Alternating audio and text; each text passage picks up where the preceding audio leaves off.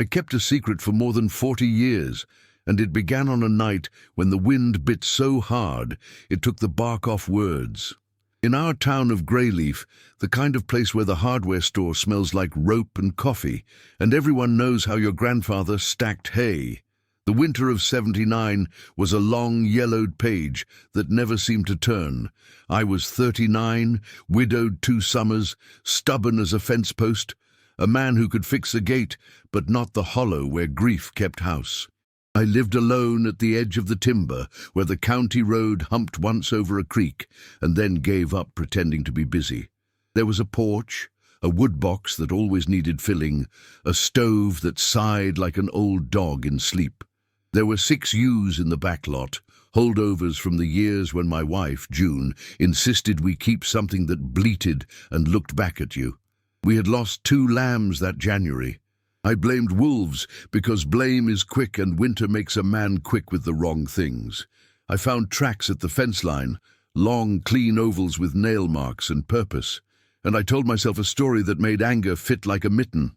One evening I set a snare where the game trail slid under the barbed wire, not thinking of what June would have said, not thinking of much except the tight little joy a man feels when he pretends success will make a feeling go away. The next morning I found what I asked for, a grey wolf, young, not yet wise enough to be wary of fences, dead where my wire had done exactly what it was meant to do. That was the first secret, not the body, which the game warden took after he finished reading me the law, but the feeling that followed me home and sat down at the table. Shame, thick and ordinary, the kind that doesn't look dramatic when you say it aloud, but weighs the same as a ploughshare on the chest. I took down the rest of my wire. I mended the fence and stopped talking so much. I told the neighbours I'd done what a man has to do. They nodded, some approving, some not. The stove ticked. The creek kept its counsel under ice, the colour of tin. March came like a rumour of mercy. The night it happened, snow sifted rather than fell, a drift of flour through a sieve, soft and relentless. I had set bread to rise because work that asks for your hands sometimes coaxes your head to sit down. The kitchen smelled like yeast and oak smoke, and I had just lifted the lid off the Dutch oven to check the stew when I heard the faintest sound, a sound smaller than a sound, a thin whimper just at the seam where the door doesn't quite meet the jamb. I thought first of the neighbour's hound, Red, a sloppy brown boy who traded affection for biscuits. I swung the door open and met not the shape of a dog, not the slump of a raccoon, but 2 yellow beads caught in the lantern light and a body the size of my hat, a wolf pup, too young to know fear and too cold to pretend otherwise. Behind the pup, 10 paces out, the snow blurred into shadow, and in that shadow a shape not mistook for any other, a she-wolf. Ribs shone under winter, ears forward, still as a question. She did not growl. She did not come forward. She stood the way a parent stands at the edge of a pool, trust and terror in the same breath. I have told this to no one until now because even when you tell it exactly, people put their own wish and worry on top of it. I had not been chosen by magic. A den must have been near, a move in progress. Wolves sometimes carry pups from one shelter to another when scent or flood or fear says go. She had carried others, perhaps 3, perhaps 4. She had set this one down, likely to rest her jaw or test the air, and found the human house instead of the hollow log she wanted. She could not take him closer to the porch without stepping into my light. She could not call him without risking the loss of him to cold. She waited. The pup took 1 step onto the planks and collapsed into a shiver so complete it rattled his small teeth. I had the bread box on the counter, a cedar thing June's father carved, when a promise still had many years left in it. I lined it with a wool scarf, set it on the porch, and slid the pup into the shallow warmth without lifting him far from the door. He made a sound like a squeezed hinge, and then a sigh, and his little belly moved the way the bellows does when you aren't watching. I did not bring him inside. I did not cross that line that would mark him with my smell and make a mother second-guess what she knew. I stepped back into the kitchen. I blacked the lamp with my palm and stood by the window with my breath caught like a rabbit in a snare. The she-wolf took one step, then another, and then, in a movement so gentle it made my eyes sting, she lifted the bread box handle with her teeth and dragged that small ark toward the dark.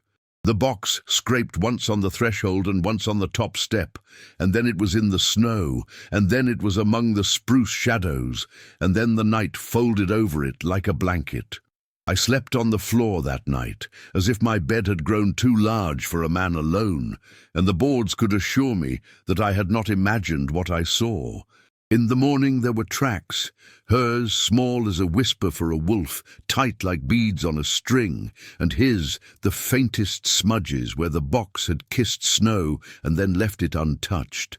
I walked the line to the north fence and saw where the trail bent toward the creek, and I thought, I know nothing. Not about wolves, not about anger, not about the mercy of a bread box. For weeks I left water where the trail crossed my yard and meet near the lower gate, not as a petting of fate, but as a receipt paid to a debt I could not name. Some nights the meat vanished, some nights it froze darker. Either way, the act quieted my hands.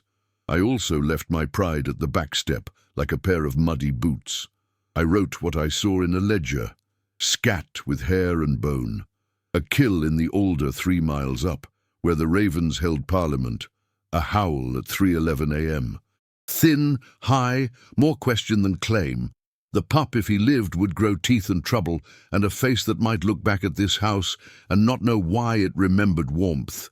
I told no one, not because I fancied myself a saint in secret, but because I had earned myself a notice at the warden's office and a reputation at the feed store, and I was not in the market for either.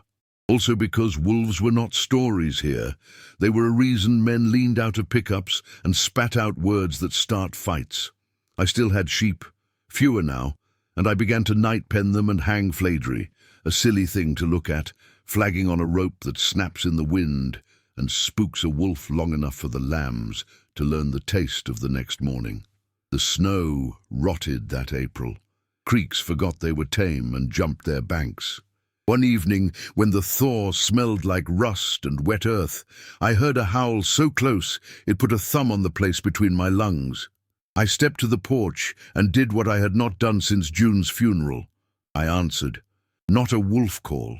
I didn't have that in me, but a low hum the way a man hums to a horse who hates wires. The night gave nothing back. Then, off to the left, a smaller voice. Pup coarse, finding its place in the chord. It made me laugh, tired and surprised, a sound I barely recognized as mine. By June, the first deer fawns were all legs in the meadow, and the sheep had learned the pattern of the flags.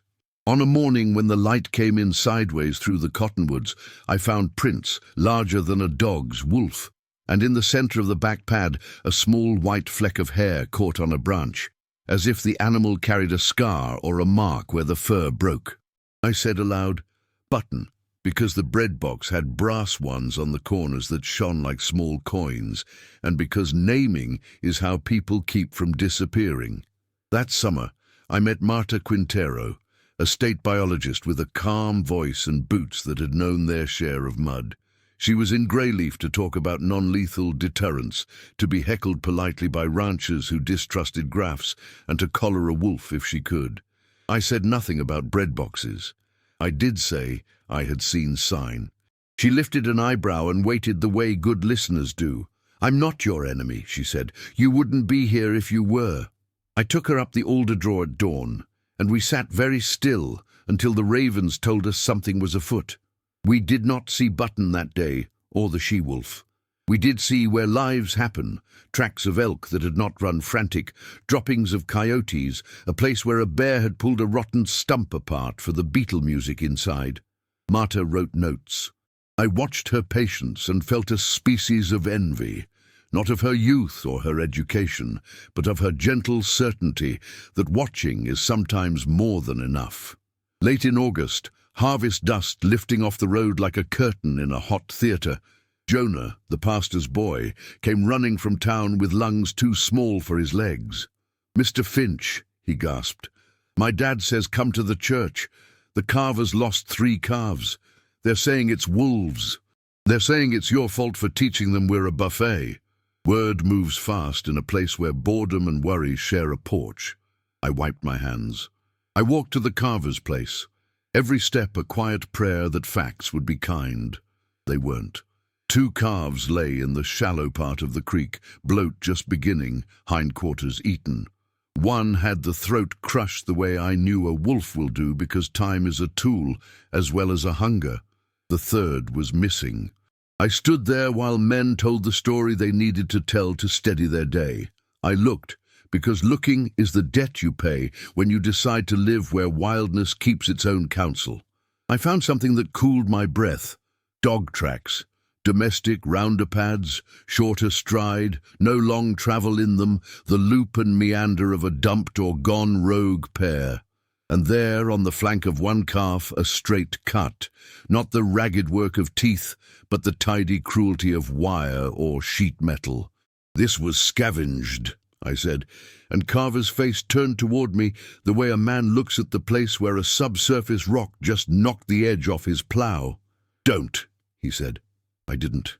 Jonah's father pressed his lips together and took off his hat. Let him say it, he told Carver. Let's be men enough for truth first and anger after.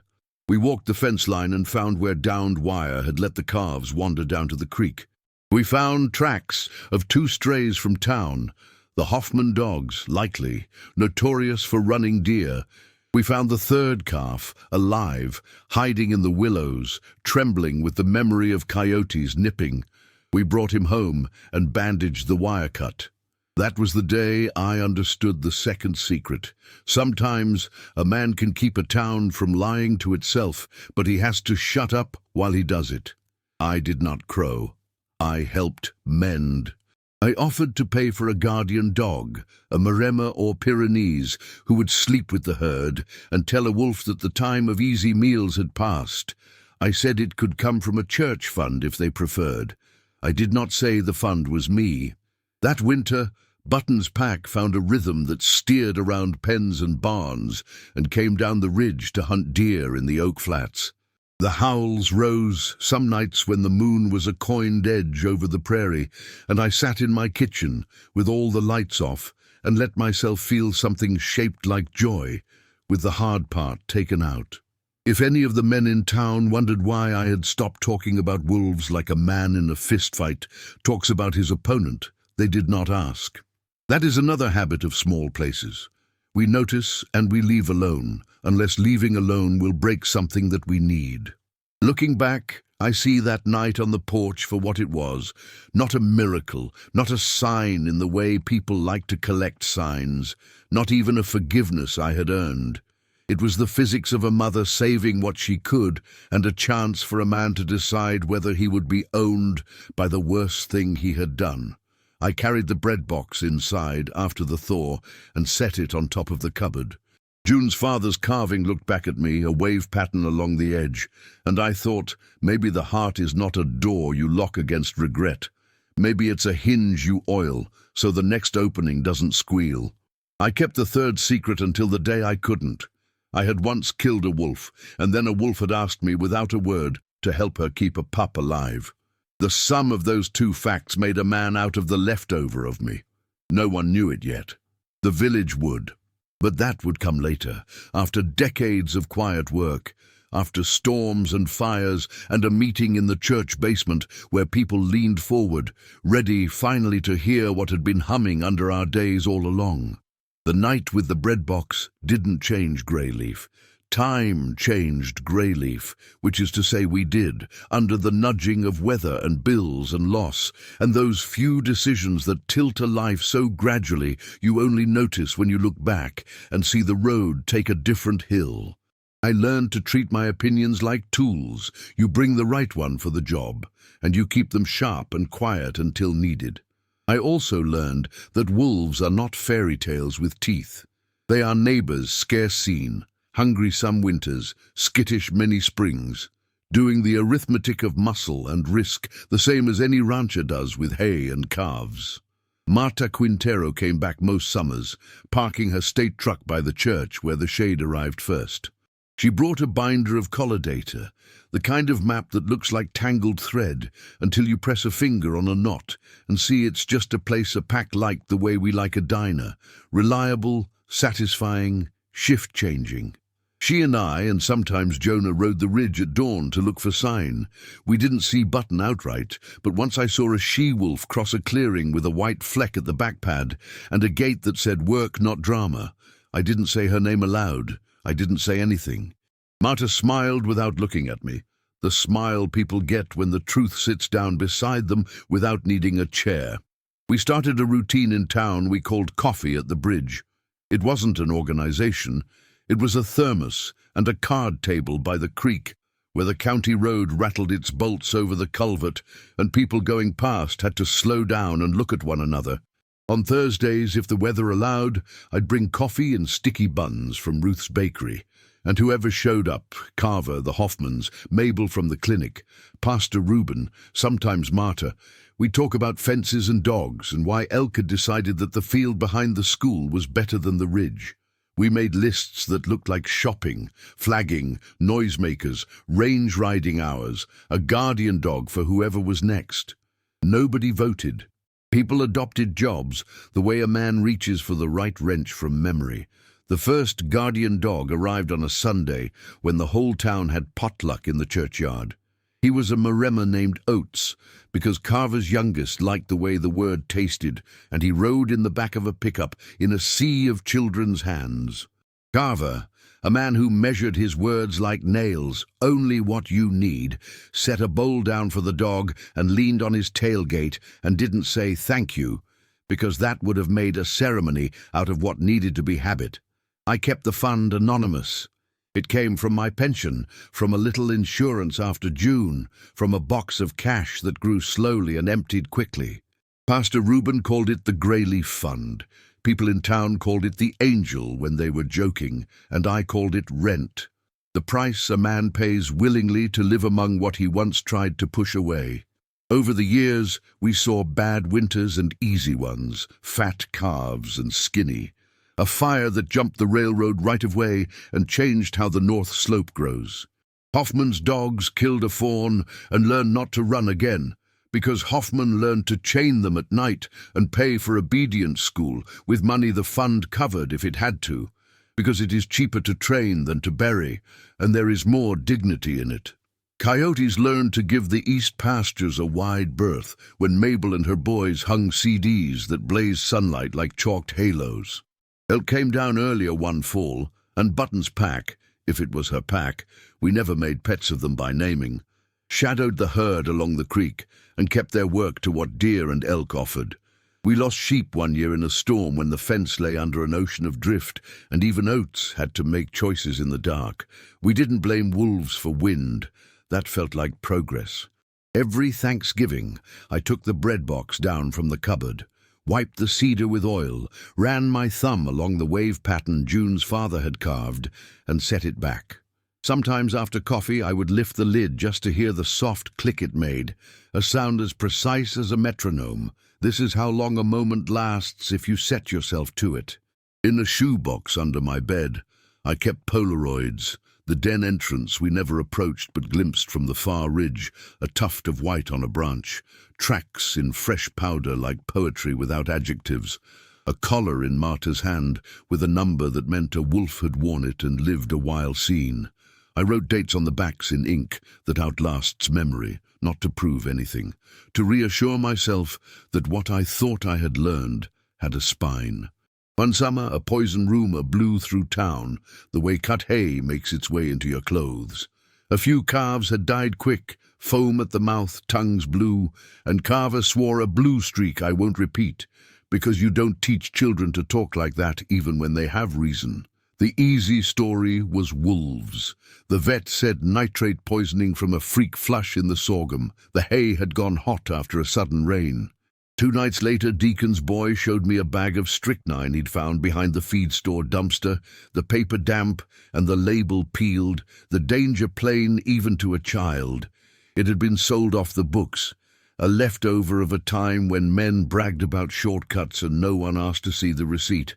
I took it to Marta. She took it to the warden. A month later, the feed store owner, a man with a laugh like a screen door, a man I had bought nails from for 20 years, lost his license. He stood outside his shop the day they came and folded his hands on his belly as if it were a prayer book. He didn't look at me as I passed, and I didn't claim any virtue in my eyes. But the poison went away, and the calves stopped dying quick, and the town learned to be angry at the right thing. On Saturdays, I kept a list.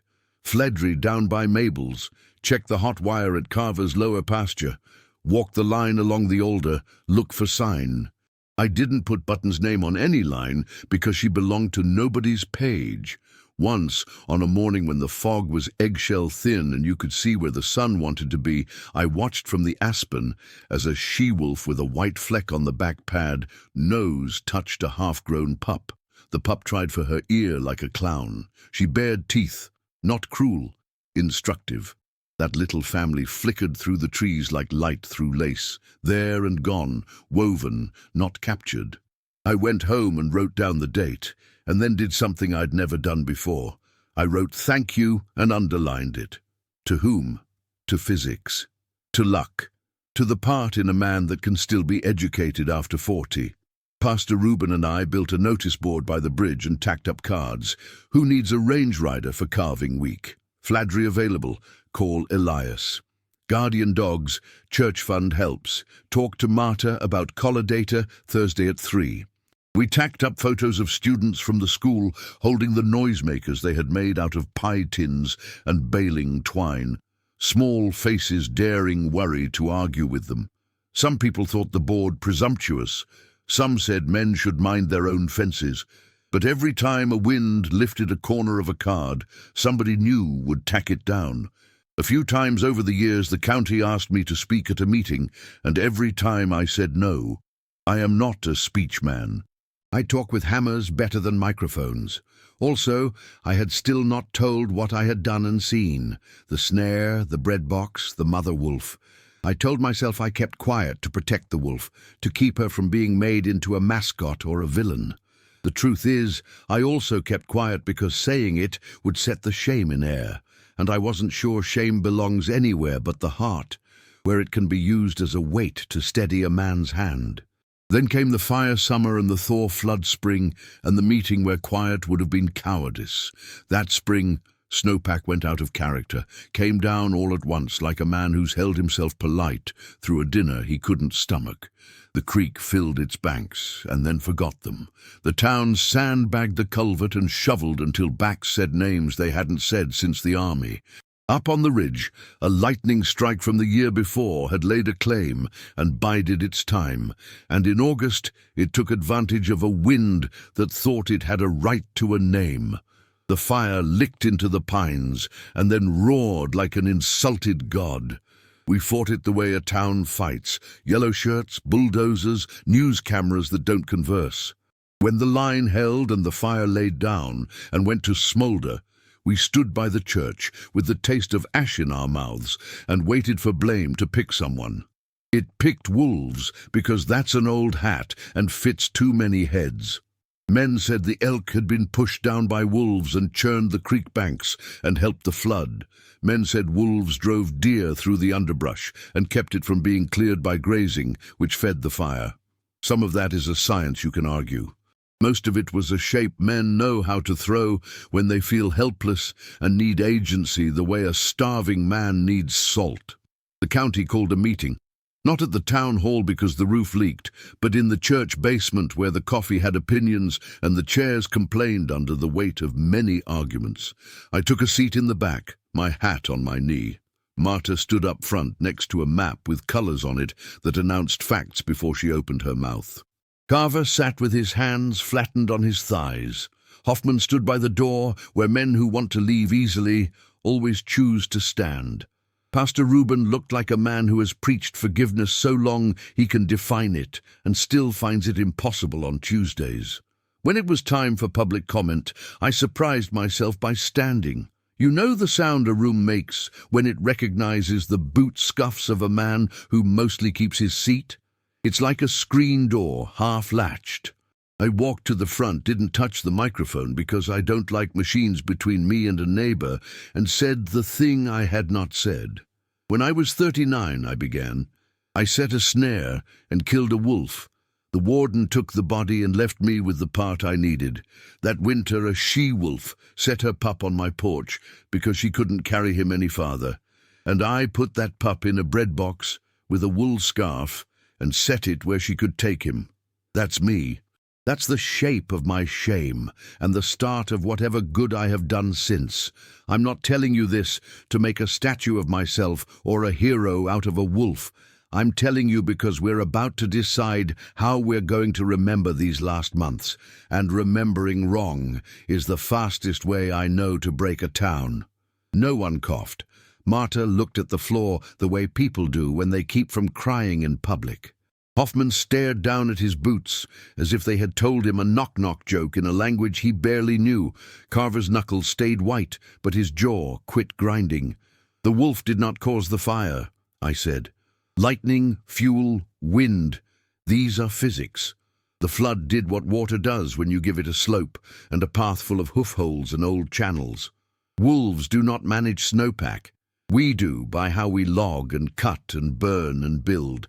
If a wolf pack pushed elk down early, it might have saved some springs from being eaten to nubs, and it might have churned some banks, and I'll grant any man the right to argue that on the merits with Marta and her maps. But I won't stand quiet while we simplify the hurt of a season into a blame that lets us leave here with our hands clean and our heads empty. I took a breath and did the other thing I had not done in public. I set the shoebox on the table, the one that had once held boots and now held pictures and notes. I took out the Polaroid of the den entrance, not to reveal a location, but to show how far I had stayed. I took out the copy of the receipt for Oates, the guardian dog, with the church letterhead because some folks tell truth better if there's paper. I took out a bone, a small metacarpal from the wolf the warden had taken away, which I had found in the brush weeks later, and kept not like a trophy but like a thorn a man chooses not to pull out. This, I said, holding it in my palm, is the weight of a bad decision. I have carried it 30 years so I don't pretend it belonged to someone else. The bread box I carried too, but I carry it lighter, like a man carries water, because that night I did not make a story about what happened. I did a small useful thing and then I shut up. I let silence be the grown-up in the room for a count long enough to be awkward and useful. Then I said, and if you want to know who's been buying flagging and dogs and hot wire, you don't have to. But if it helps you forgive a little or just move your anger 1 inch toward where it will help, you can pin that on me too. I don't want a plaque. I don't want a lane named. I want us to remember true. The shock that rolled through the room wasn't the kind that makes men shout or drop chairs. It was the kind that makes shoulders lower by 1 inch and let air into places where it hasn't been. Pastor Reuben put both hands on the table, palms down, and nodded once, like a judge who finds relief in a verdict that is finally earned. Carver stood up and took 2 steps to me and put out his hand, and then did something he had never done with me. He hugged me once, hard, the way men who grew up with dust in their teeth try not to, but must. I blamed you for a long time, he said into my shoulder, because you were nearby. Then he laughed and stepped back and added, and because you're stubborn. Hoffman cleared his throat. I sold the bag that killed those calves, he said to the floor. Not proud. I'm saying it because secrets make rot. Marta looked up and did not save him with a speech. No one who needed her to speak would have heard her anyway. He was doing the work. We were swallowing our pride like medicine. That meeting didn't solve floods or fires. But it did an older work. It revised mid-sentence the story a town tells itself about blame and mercy. When it was done, people got up the way they do after church, on a day when the sermon landed where it meant to. They picked up chairs and folded them. Somebody laughed, and nobody thought they were laughing at the wrong time. I left the shoebox with Pastor Reuben for the night because hands larger than mine wanted to hold those facts. I walked home in starlight. Somewhere up on the ridge, a wolf gave a low note call, and another answered from the willow flats. It was not a story for me, it was a story happening near me. I slept on my bed, not the floor, like a man who had set something down and watched it not break. The shock of a confession is a young person's game. Older folks survive on follow-through. After the church meeting, nothing exploded, nothing cured. The work continued. Coffee at the bridge went on like it always had. Thermos, card table, Ruth's sticky buns, a list for Flaidry that never reaches zero because wind and time practice their own trade. Oates grew slow and white-faced and passed in his sleep under the cottonwoods, mourned like the good worker he had been. Carver put a stone where he lay and carved Oates with a pocket knife and didn't pretend he didn't wipe his eyes. In the next 5 years, floods came lower and fires came from somewhere else, because that's how random behaves when your sample is small. Marta transferred south to fight a different fight, and a new biologist, Dean, came with fresh maps and freckles the sun hadn't beaten yet. He was good at listening too, had a way of turning a rancher's story into a datum without flattening it. It mattered. Hoffman kept his dogs close, and when he got a new pup, he brought him to coffee to be petted by children because animals who know names are less likely to go feral in men's minds. I aged. 60 surprised me because my knees had been telling me I was already there. 70 felt like walking across a familiar room in the dark and bumping only twice. I still cut wood and still stacked it neat, because order is water to an old man's brain. Jonah, the pastor's boy, who once ran messages, now ran lines at the mill, and had a boy of his own named Ephraim, who drew wolves on scrap paper and asked if they would like his sandwich crusts. We said no. The wolves said who. My house began to feel like a good coat you can't take with you everywhere, but you wish you could. June had been gone long enough that the ache voted with the land, always present, never petulant. One spring, Dr. Kelly, who lies to no man about blood pressure, looked at me over his glasses and said, "Elias, if you want anything done with paper, do it now while your hand isn't a slow one." I knew what he meant. I took the shoebox and the bread box down and set them on the table. I called Marta, now 3 counties away but never truly gone, and asked her to come if she could. I called Miranda, who wasn't a lawyer, but who once married one and learned documents the way I learned fences. I called Pastor Reuben, and I called Carver, because a man should not find out about a corridor on the day the bulldozer arrives. We met by the bridge because that is where a town becomes itself, at the place where you move from one side to the other, but your shadow keeps you honest.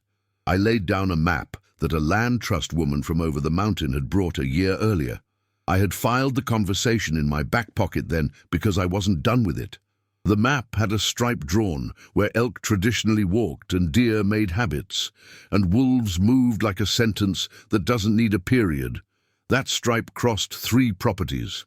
Mine, a sliver of county land no one cared about except kids who fished for suckers, and Carver's east pasture. "I'm leaving my 80 acres to the land trust," I said, "with an easement so no one can put a house where a wolf or an elk needs to pass. The county is willing to call that sliver a footpath if someone tells them where to drive the stakes.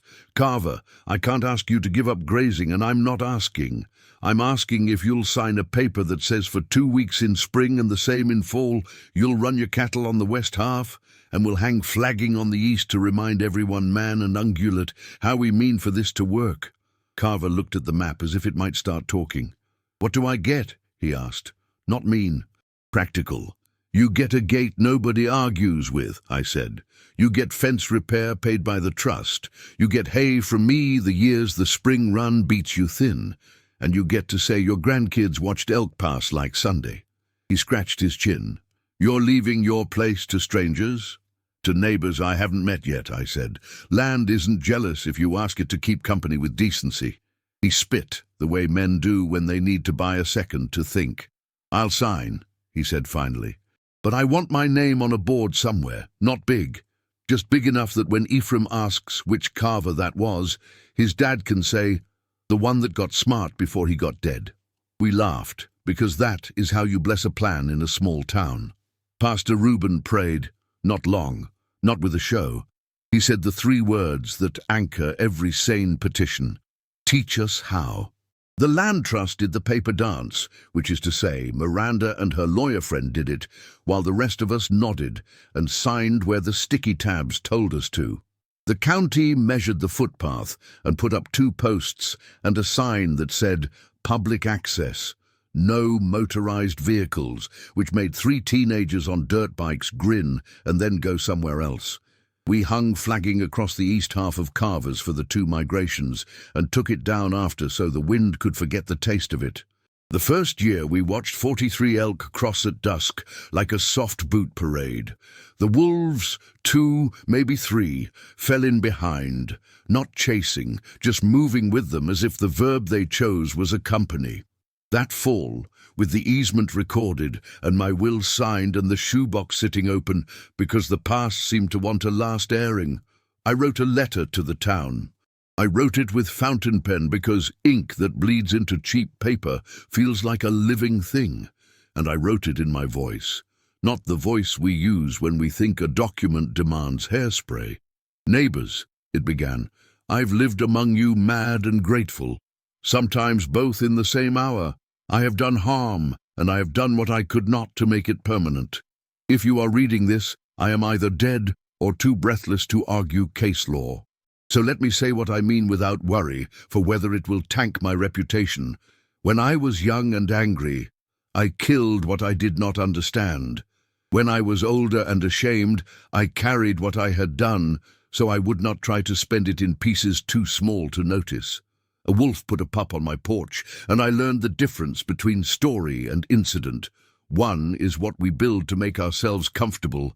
The other is what happens and can change a man if he doesn't decorate it first. I leave my land so elk and wolves and children and old men can pass without apology. I leave my bread box to the church kitchen so someone will put rolls in it and not myth. I ask that you keep coffee at the bridge going, even if it's just 1 thermos and 1 chair. I ask you to mistrust anyone who offers blame like a blanket, warm at first, suffocating after. And I ask one more thing. Next spring, if someone starts in about wolves the way we start in about politics when the taxman is late, tell them this story and use my name. Shame dies in sunlight, so does nonsense. I sealed it and left it with Reuben, because pastors know when to open envelopes. I didn't die right then. Life, which rarely does you the favor of aligning with your scripts, gave me 2 more summers. I used them stupidly and well. Stupidly, in that I can no longer kneel in the garden without groaning, but I did anyway. Well, in that I spent more time at the bridge than at the hardware counter, where a man who has nothing left to prove will sometimes go out of habit. Ephraim drew me a wolf with a white fleck on her foot and gave it to me without comment. I tacked it on the wall above the stove, because men who can't say thank you like poets can still hammer a thumbtack in straight. One evening in October, the sky did that copper thing it sometimes does when the light forgets how to be ordinary. I sat on the porch with a blanket over my knees and a cup of coffee that had no business being called hot. The ridge had just 1 line of light on it, like a seam the day had left undone. Out of the timber stepped a she-wolf. She was too far for me to swear on a Bible about the white fleck, but in my mind the fleck was there, because some stories earn the right to be rounded at the corners. She looked at the house a long moment, not fond, not afraid, accounting. Behind her, keeping a polite distance, 2 yearlings ghosted across. She laid her head low once, the way a creature does to sample the air that once held a child's breath and the smell of cedar oil and bread, then turned and went on.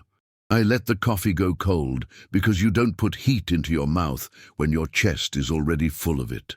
The winter that followed was the kind that teaches the young how to walk carefully, and the old how to be useful with words. I woke one night, knowing my heart wanted to set down its load. I put on my jacket and my hat, because a man ought to be dressed when he goes to meet what he's been postponing. I walked to the bridge, because that is where I have done my best thinking. The stars were as many as I have ever seen, witches as many as there are. I sat on the rail and laughed at the thought that falling would be a stupid end after all this, so I moved to the bench. I said June's name, the way you say your name at a roll call, and I said Button's name, even though the wolf does not answer to what we call her. I said forgive and then took it back and said thank you instead. Then I did what the doctor predicted. I got small and quiet. They found me at dawn, Jonah and Ephraim on their way to check the flagging for Carver, and they did what men do with care. They carried me not like a saint, but like a friend who weighs exactly what he weighed in life. Reuben opened the letter at the service, because that is good theatre and also good sense, and when he got to the bread box part, Ruth from the bakery held it up. And someone laughed and someone cried and a child asked loud enough to make the room smile, "Is there bread in there?" And Ruth said, "There will be in 15 minutes." The village was shocked in the way a face is shocked by cold water.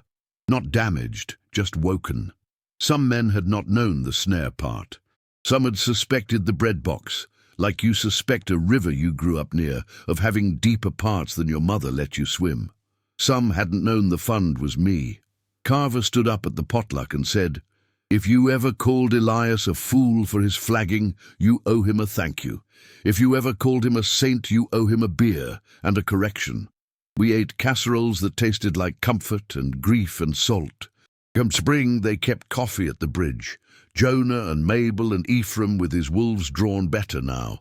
The land trust came to hang a new sign at the start of the footpath, not with my name because I had asked them not to make a museum out of what should be useful, but with 3 words I had written in my letter, "Teach us how." They kept the bread box in the church kitchen, and once in a while when a child asked, Ruth would tell the story exactly once, plain as a fence post, then get back to kneading. As for the wolves, they did what wolves do when left alone to do it, moved, bred, failed, succeeded, sang some nights without caring who was listening, and learned the map of Greyleaf the way we had, by stepping where the ground holds and learning just once, where it doesn't. When Dean showed up with a new map coloured like a child's painting, Carver squinted and said, "So that squiggle there, that's where they cross?" Dean nodded. Carver pointed with a half grin. "That's where Ephraim says the elk stopped to stare at him. I thought he was telling stories. Turns out he was telling the truth. If you want an ending, take this. There is a bench by a bridge in a town that decided not to be cruel to itself. Some mornings a thermos sits there with condensation on its side, and a stack of cups nobody counts because there are enough. People come with questions and leave with chores instead of answers, which is healthier. Sometimes a she-wolf crosses the ridge far enough away to belong to herself and close enough that a boy can point and say, "Look," and a grandfather can answer, "I am." And if, on a winter night, a mother has to set something small down for a moment at the edge of a human house so she can gather herself and go on, there is a bread box somewhere in Greyleaf that has already been oiled, and a person who knows not to make a story out of it before the work is done.